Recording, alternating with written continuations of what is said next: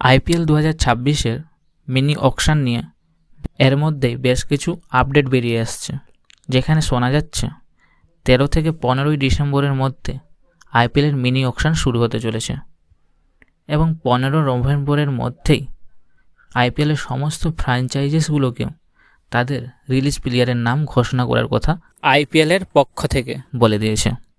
আজকের এই ভিডিওতে আমরা সিএসকে টপ 5 রিলিজ প্লেয়ারের নাম দেখব।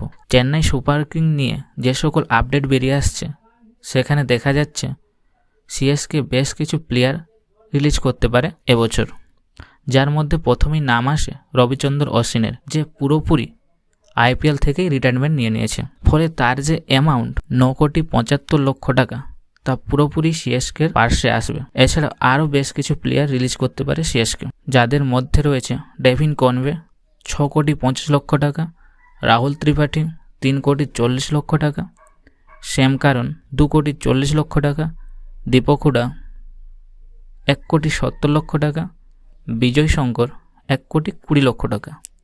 এই সমস্ত প্লেয়ার ছেড়ে দিয়ে সিএসকের হাতে প্রায় 25 কোটি টাকার মতো অ্যামাউন্ট চলে আসবে।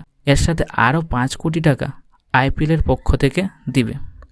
ফলে প্রায় 30 কোটি টাকা নিয়ে সিএসকে এবারের আইপিএলের মিনি অকশানে নামতে পারে এবং বেশ কিছু বড় মাপের প্লেয়ারকে টার্গেট করতে পারে। তাহলে এই ছিল আইপিএল 2026-এর চেন্নাই সুপার কিংয়ের টপ 5 রিলিজ প্লেয়ারের নাম। এছাড়াও আরও বেশ কিছু নাম এর সাথে যুক্ত হতে দেখা যেতে পারে।